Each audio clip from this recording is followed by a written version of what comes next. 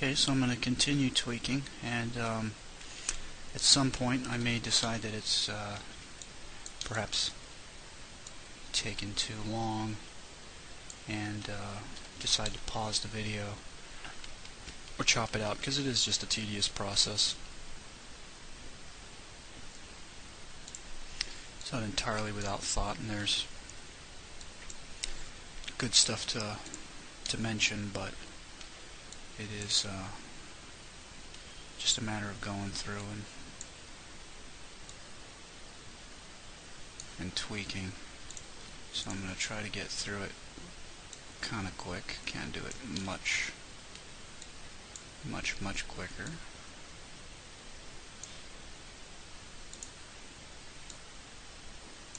But I'll be won't be stopping to explain as much in this particular video. I'm just going to kind of go. We are at the it's not doing anything. We are at the high hour mark in this whole video tutorial series of getting your weapon in, and you know, the process is rather involved, as you can see. You know, if you add on modeling your character, then you're looking at, you know, a little bit, you know, you got more time on that. There's painting it, you got all your materials and all that good stuff. So, you know, making a video game is not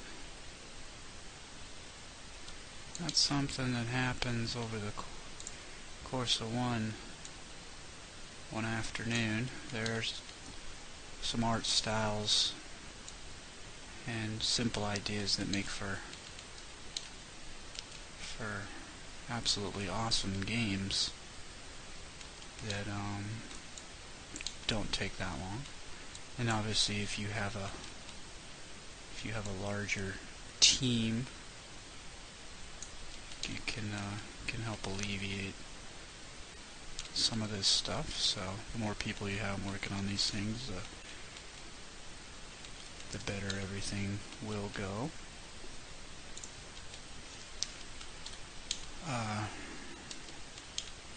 Our team consists of, I don't know why.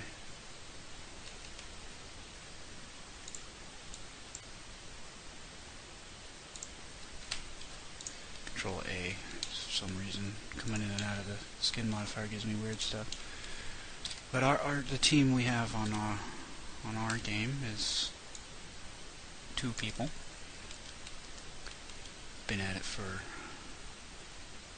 a couple years now.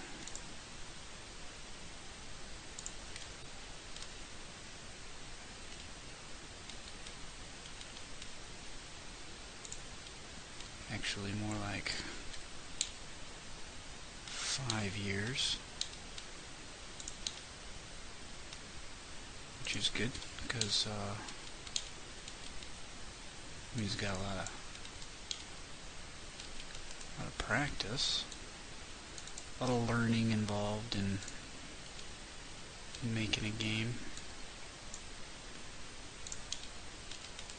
You know, if you're experienced game developer, you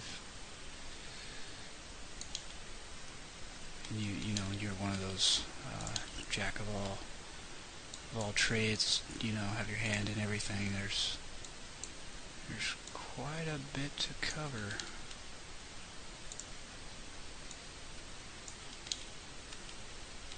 And this here is just one of the many wonderful things you get to learn how to do making a video game. And it's rewarding and be relaxing in its tedium.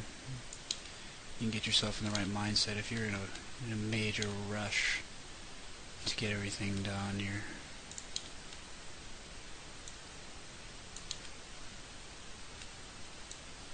you're pretty much in for it. Let's... I hit the right, yeah, mid one.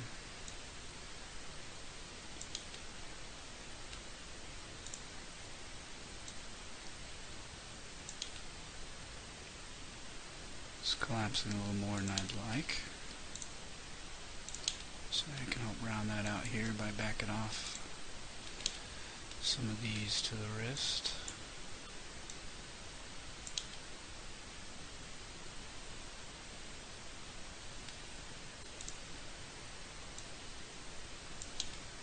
A little issue getting that balanced out, but it's going to be okay.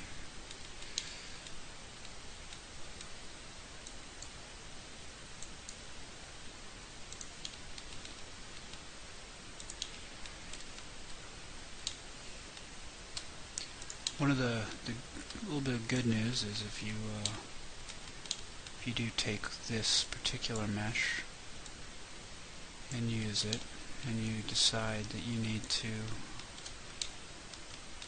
edit it, shape. Texture is easy to edit, but say you edit the shape. You can actually kind of edit the shape without really destroying the skin modifier, but you can always just save the skin modifier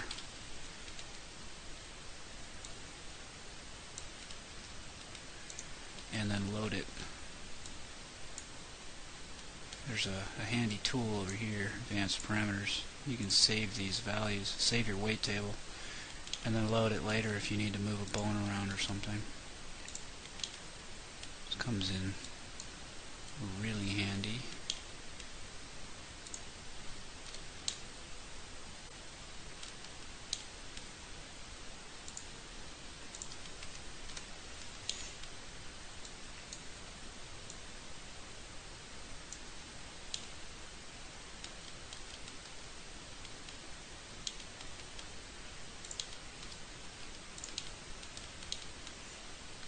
But you can take this and morph it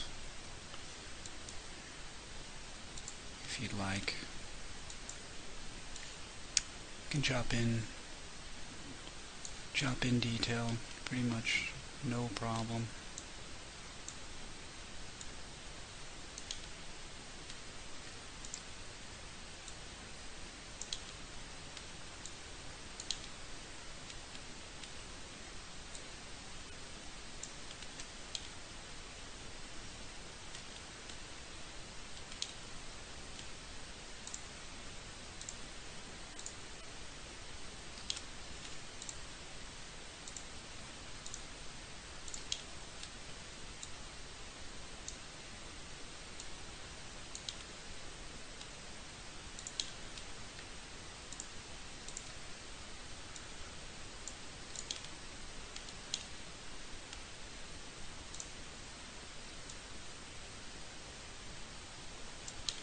I'm actually going to let that go to make sure it doesn't get too thin right here. I'm going to let that one go a little bit. That looks a little more natural. There's a fold of skin that you get there anyway.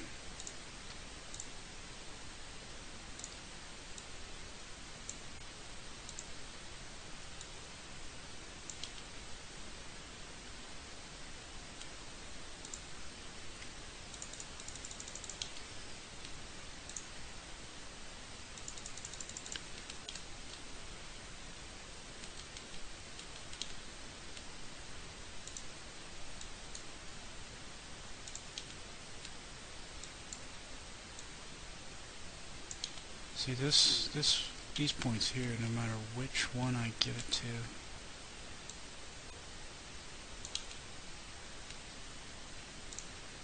it's not going to look that great. However, it'd be pretty rare anybody can get to see up in there to the point where it's going to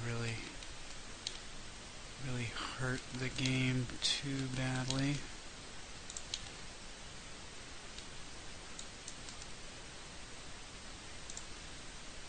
It's just a matter of balancing.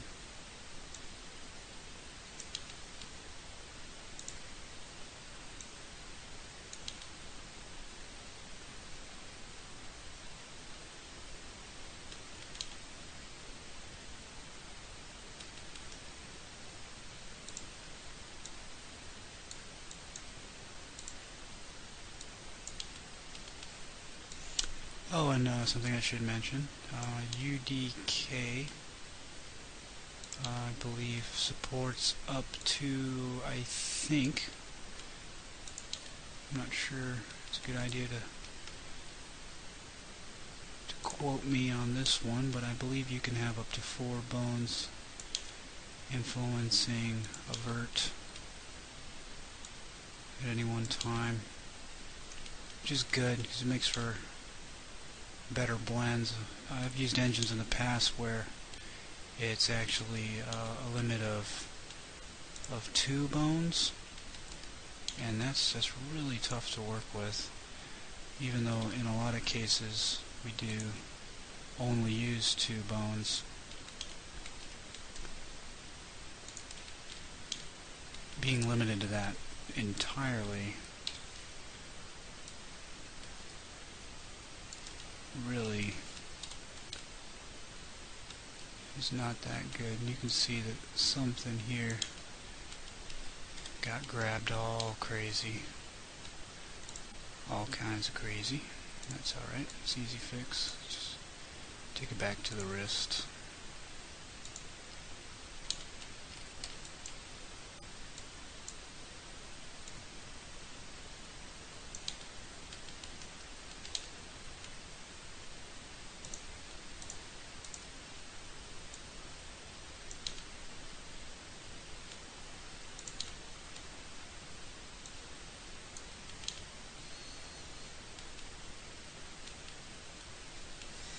This is my ring finger.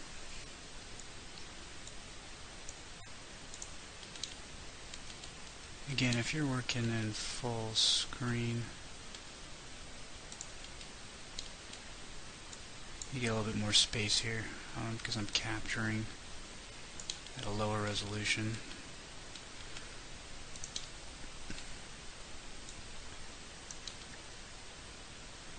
It's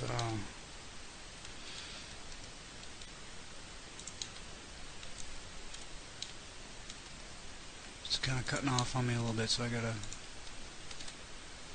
grab this and move it up and down and stuff. It's no big deal, but it's part of what I'm doing, so.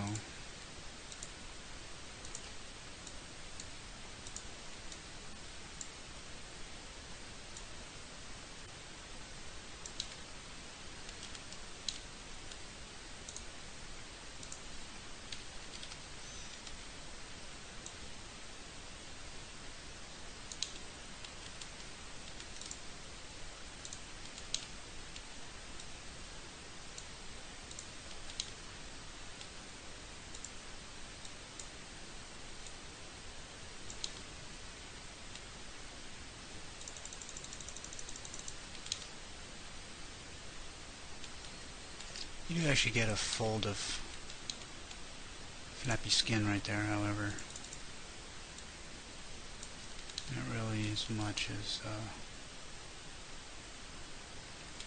is being shown here. Just going to give it a tad there.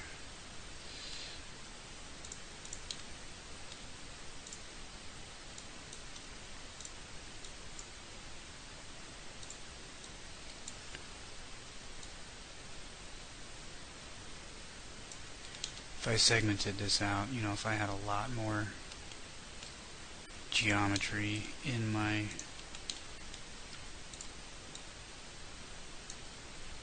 whole, you know, hand in general, this would be a little easier.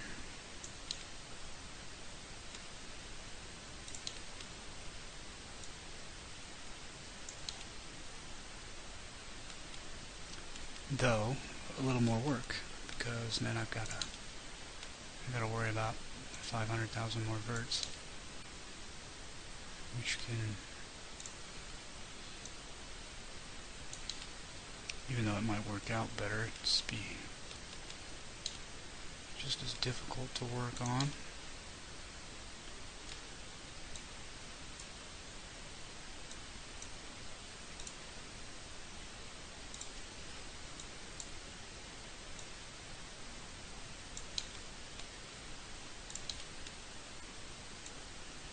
Might be a mistake doing those like that.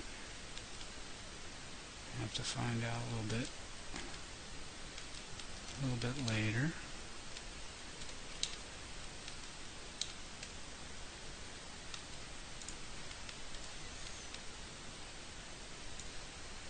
Again, I'm going to go ahead and let that fold like that,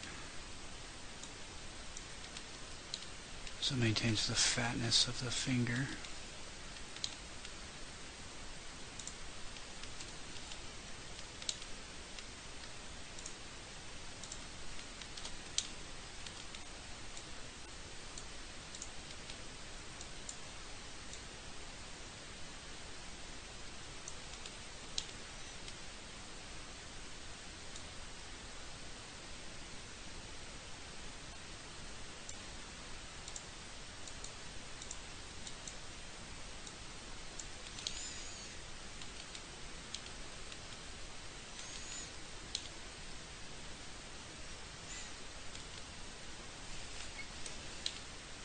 If you look at it out of wireframe, you know,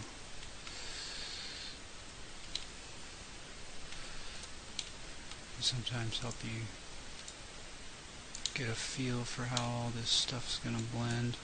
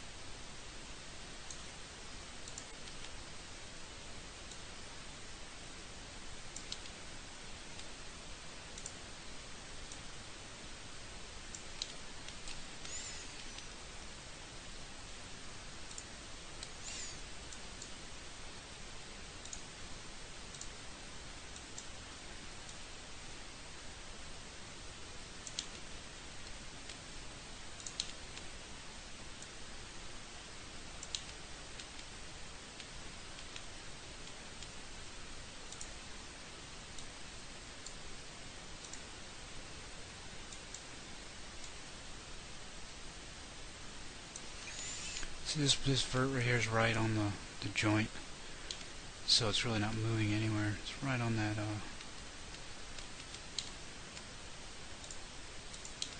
right on the axis of the bone, pretty much. It barely moves, which can actually make things a little difficult because he doesn't want to go into one place or the other.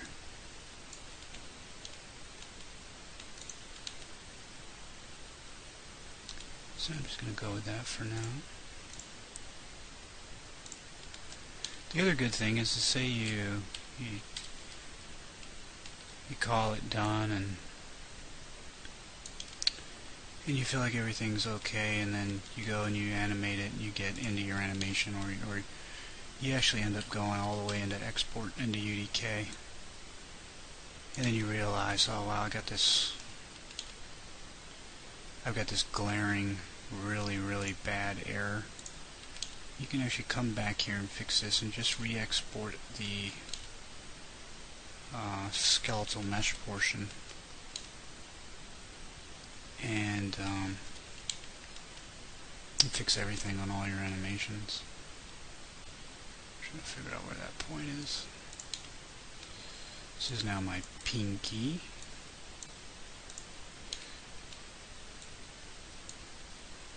Which actually I need to give to the wrist.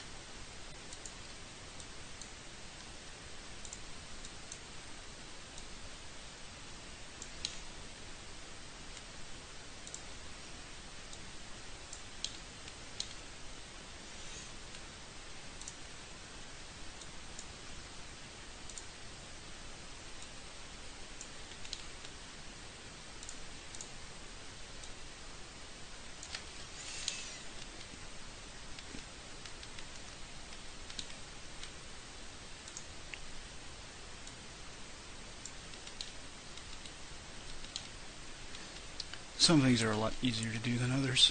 Excuse me. The hands they're actually not that bad, but a shoulder and armpit area, you can end up staying there tweaking that for an eternity and still never feel like you're good. It's the hardest part of any character model, is to get that ball joint to work when the arm's all the way, raising the hand all the way up and whatnot. It gets pretty daunting. It can be frustrating a little bit here and there. Again, it's using this technique, it's not so bad. You can just keep on tweaking it until everything, just falls into place, and then you balance it out. And it does eventually, work itself out just like this does. The last model I had was not working out. The model itself was just not good.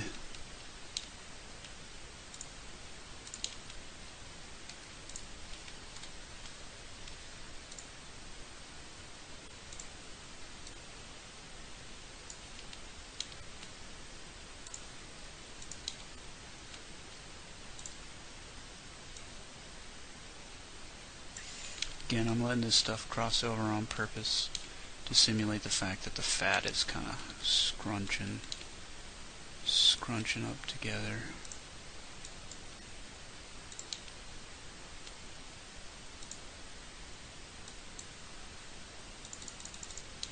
Which might not be what I want to do in the end, but the fingers stay pretty, not working out too bad.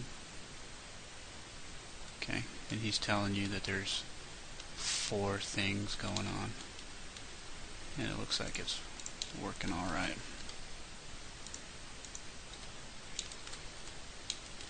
Okay, now I'm just going to get that down. Get these 2. Okay. So really what I got to do here is shift over some of the influence from this guy to thumb 2, because I really only worked in thumb 1. The good news is thumb 2 follows thumb 1, so it'll actually kind of just automatically fix itself once I start handing it over to thumb 2. At least I hope. Let's see.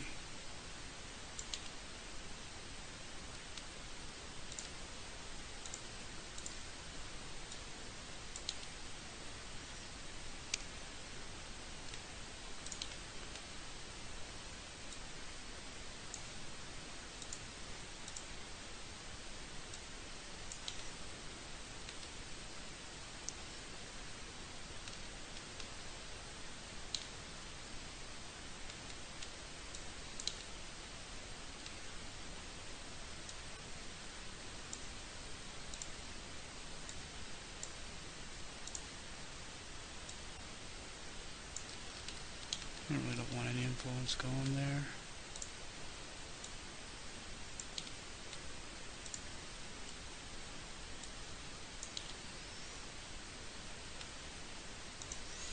Just need to kind of give it a bend and see what we're seeing here. Okay, I'll fix it a little bit more.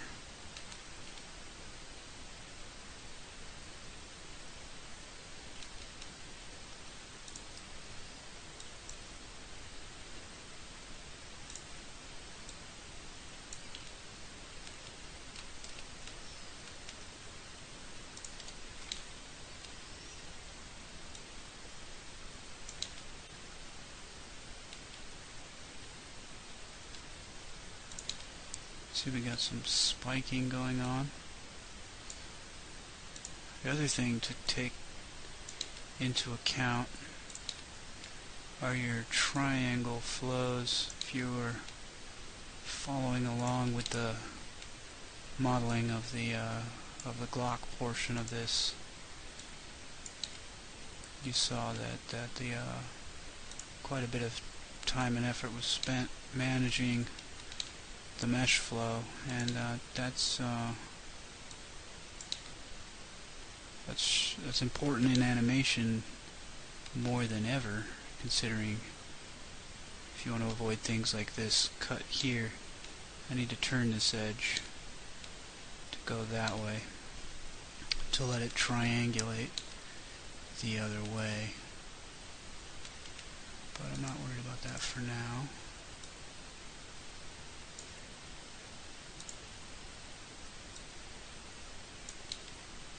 Still, again, this will be much better triangulated that way.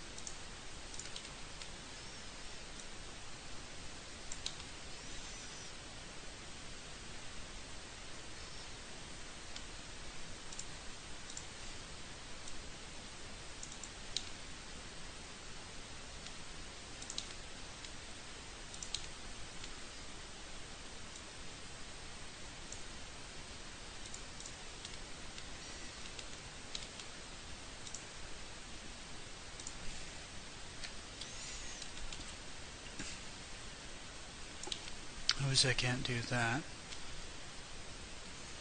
too much. Can't go that way either. So I'm just going to take this and go back and hit my wrist.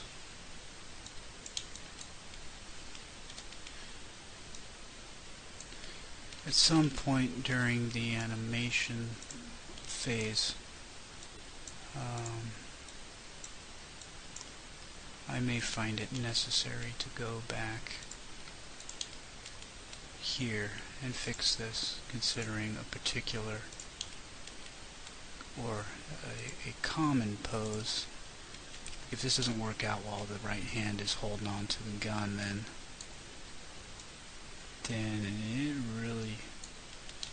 it's really not working out at all, you know, and we're going to have to come back here and fix it.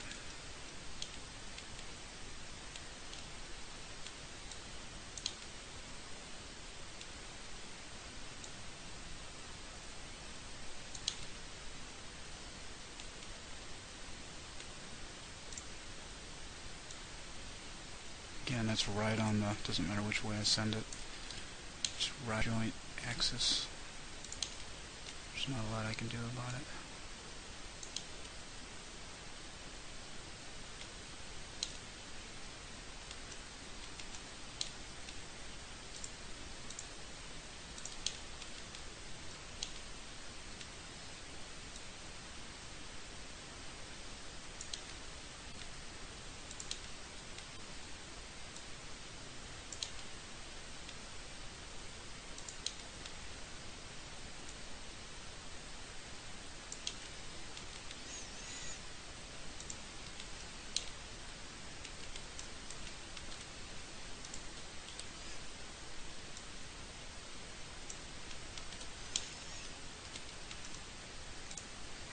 see what I mean by having to blend one way and then blend the other?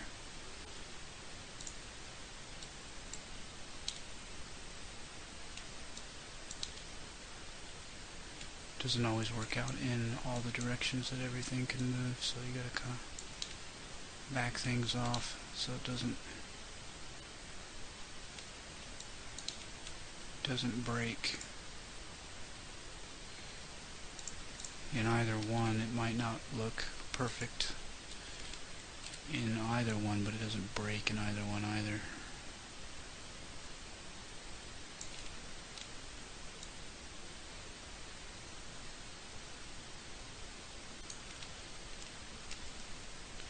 Can't really turn your wrist too far this direction.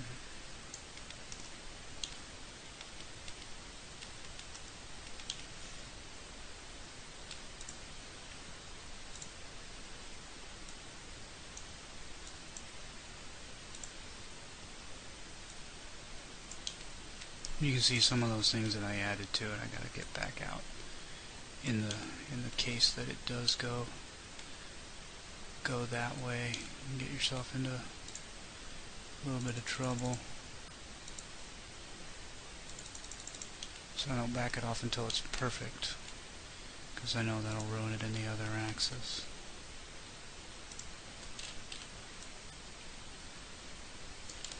And remember, the wrist can go this way and that way and this way and that way, but it cannot go that way. So I'm not worried if it's messed up like that.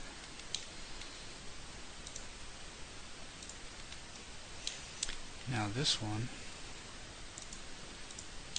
this is the forearm twist bone. This is important because this does get your hand going sideways, and this can actually be a bit of a challenge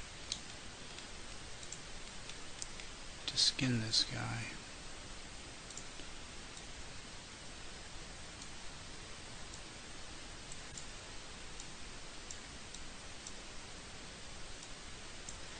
So that you don't get this unnatural, really crazy looking twist that just rips your smoothing and your textures to pieces. I'm going to try to get a bit of an even blend, and it's hard to balance, because in reality your skin slides over the bone, which is not something that we can simulate here. So, in essence, we actually want to try to avoid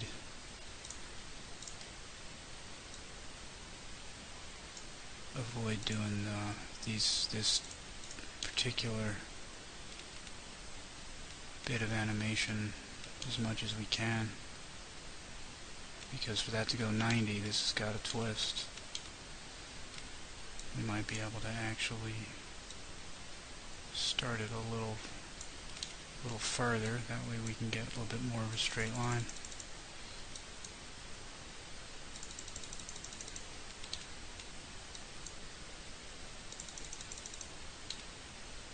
That might look a little better right there.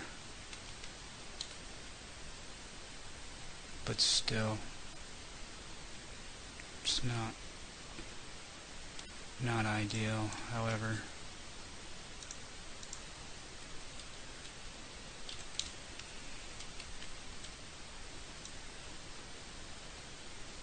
when you go just a little bit, it's not so bad.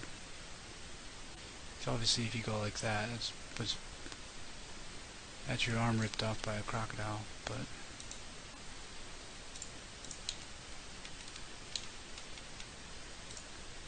let me just double check.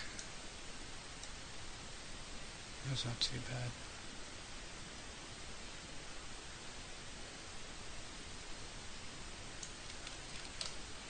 So for now I'm going to say it's done. This right arm is done. And we'll move on to actually completing it and getting the controllers on there. The skin modifier is really not not too awful. Okay, if I take all the fingers here,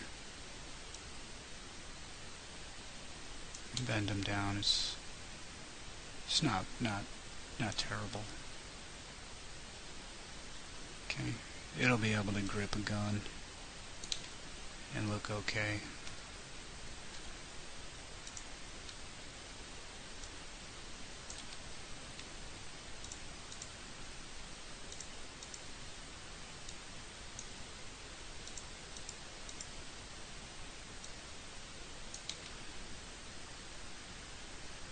And we have some control, you know, to tuck these things in a little bit here and there and whatnot.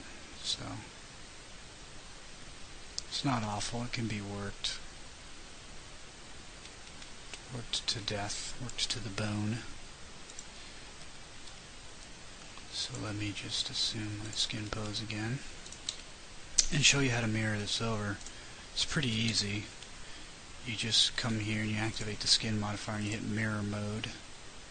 You want your mirror plane to be Y, and you can see that I've got one side of this is looking like it's all green points, and one side of this is all blue points. And you can see I've got green and blue here, okay? It happens to be the same tone. So our green vertices are good, so we want to copy those and paste them to our blue vertices. And if you highlight over these, you can say paste green to blue bones, paste blue to green bones, paste green to blue verts, or paste blue to green verts. We're going to paste green to blue verts. Okay, we just come out of mirror mode and just check and see if there was any glaring errors, because it can and will mess up on you. So I'm just going to take all these guys and rotate them, and you can see it's really not too bad.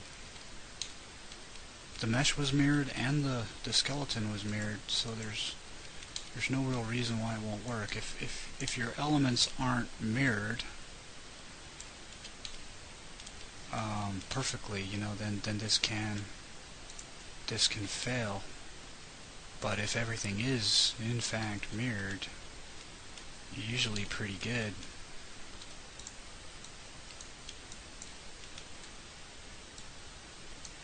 Okay, so both arms are officially working.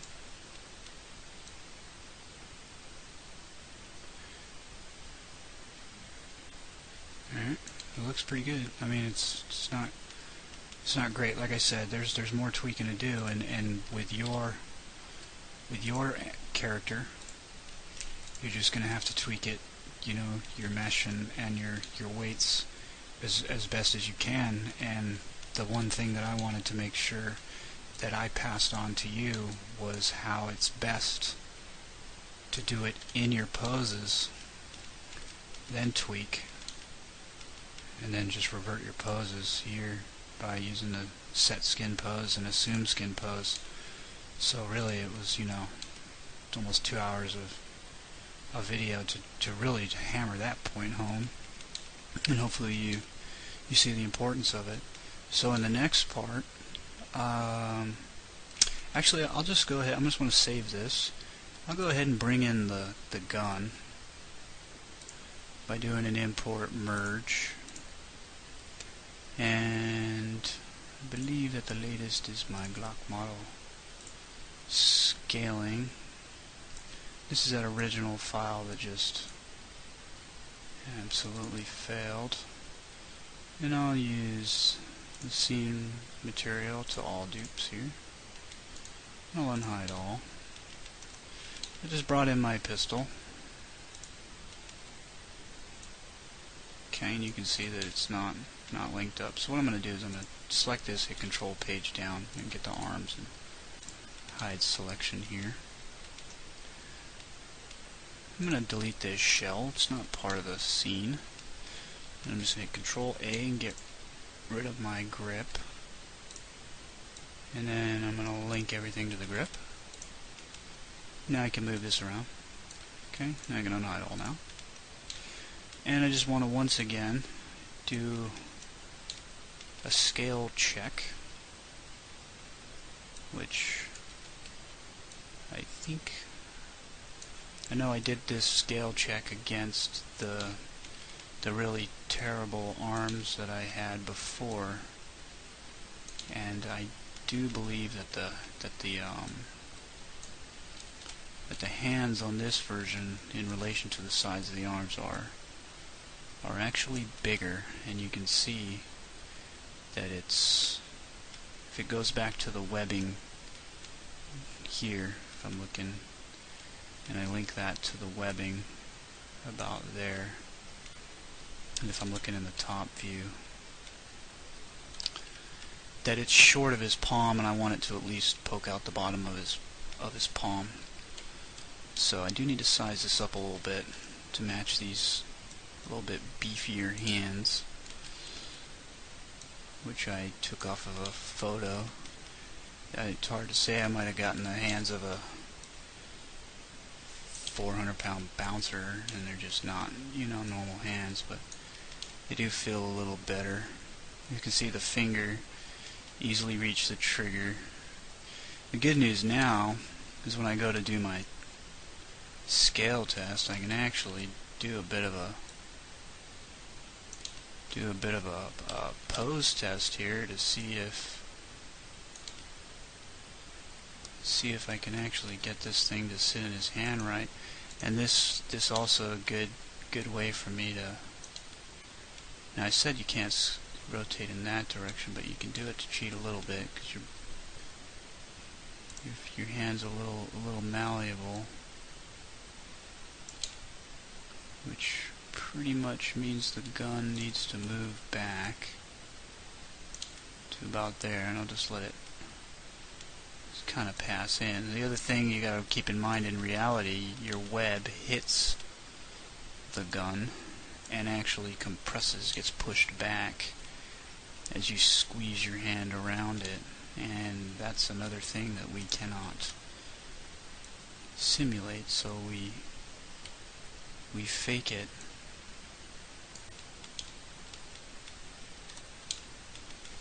Just get these 3 guys minus the mesh. I don't want any of these meshes. I got 3 objects. Control page down. Now I can kind of get the pinky out of there and just kind of keep working around it.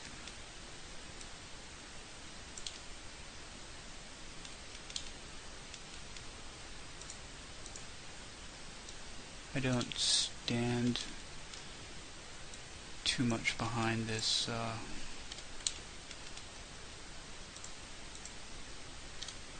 this particular model, although I do, but I'm not going to say that this is the best thing I've ever done, because it's not. I think I might have mentioned before, I don't really do too many human type characters. Specialize in creatures more. Just gonna go ahead and pull that back some. Keep in mind, and then this is at an angle. He's got his gat, but really the crossover here is not going to be so visible. The gun's going to be more like that in the view, just turned on its side.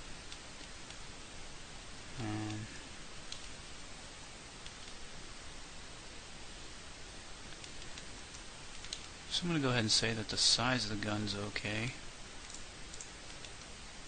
So I can now put it back to 0, 0, 0, and I can rotate in the view back to 0, 0, 0. Okay, to get that thing back into position. Can also go back here and actually for now I'm gonna go ahead and leave the hand in that pose. And like I said, there's a lot of dynamics that are happening in real life that you can't do anything about in computers, such as the fact that you can take your webbing and you can press it in with your finger, or when it wraps around an object, it actually pushes it in. There's collision there and compressing and soft body mechanics going on down to the atomic level, you know. And we got the bones. That's it. So I can pretty much rig this. So what I'm going to do is, I've already saved this scene before I brought in the gun. I'm just going to go control page down and get the arms. I'm going to delete everything else, and I'm going to save this scene as gun rigging.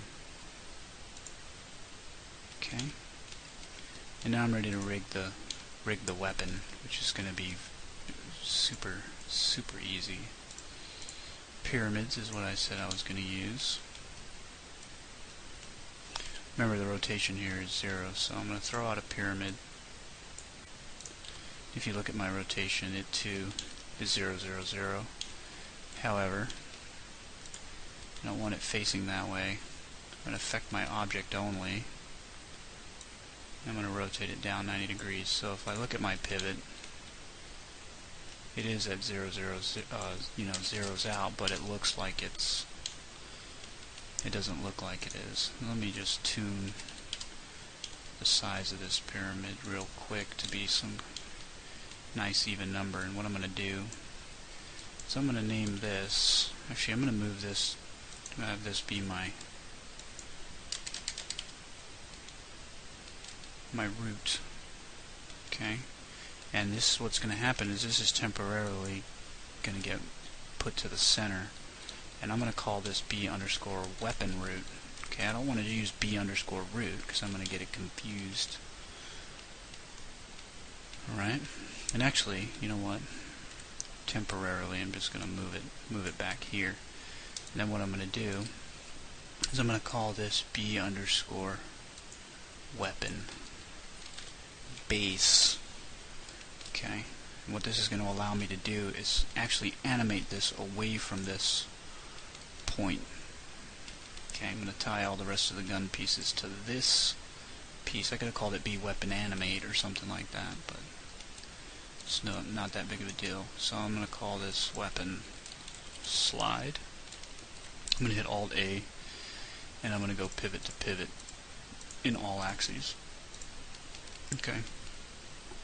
And what I could do is I could make it stick up a little wider, or I can give it a little more depth so I can actually click on it when I go to do my animation. Okay, so that is the slide. I'll make another copy of this. I'm going to call this trigger, and I'm going to hit Alt A, and I'm going to align it to the trigger, including the axis. This one, I'm really just going to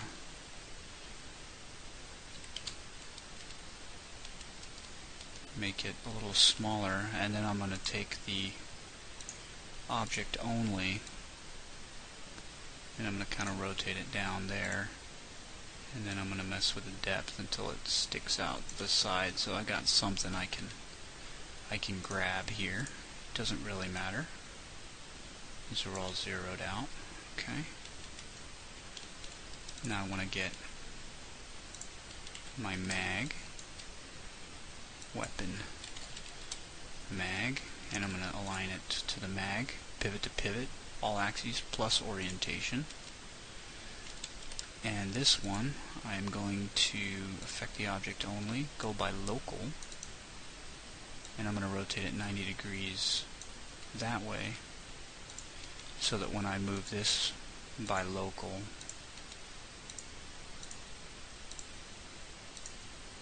it slides right in and out of the mag perfectly. Now this guy's at 0, 0, 0. So this is what I can use to animate the weapon. And what I'm going to do is I'm just going to stick it in the front here.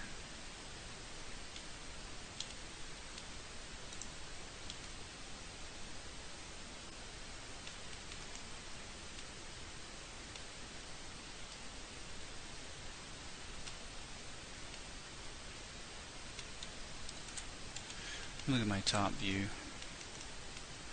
One of the things I've noticed is that this isn't centered.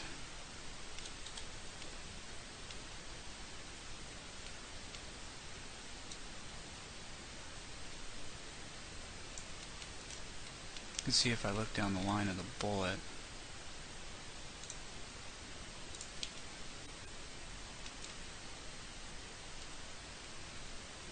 I need to get this centered, which is just going to make things better for me. So what I'm going to do is I'm going to zoom in on this bullet, which has a center point that is right down the center channel of the gun. I'm going to go to view here, and I'm going to use my coordinates here. I'm going to zoom in and in and in and in and in and in as far as I can go until I can get that lined up as close as I can. Okay, I'm going to view P here. Now you can see that my bone is much more centered. It's just going to work out better. Get the gun centered, which I don't know at what point I messed that up.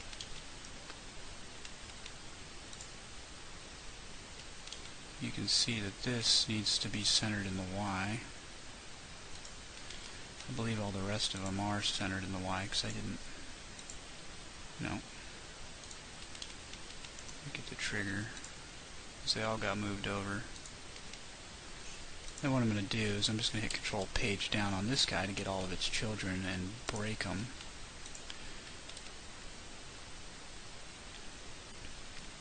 And then I'm going to take this thing's pivot point and I'm going to zero it out. I'm going to take this guy's pivot and zero it just in the Y. Same thing here. And same thing here, because everything got moved over 0.001. So now I'm right down the line here. And then what I'm going to do is I'm just going to select these objects manually and hide them. Including this. Oh, you know what? That reminds me. I need that bullet. I need a bone on that bullet. So let's just go 0.5 and 0.5 and 1.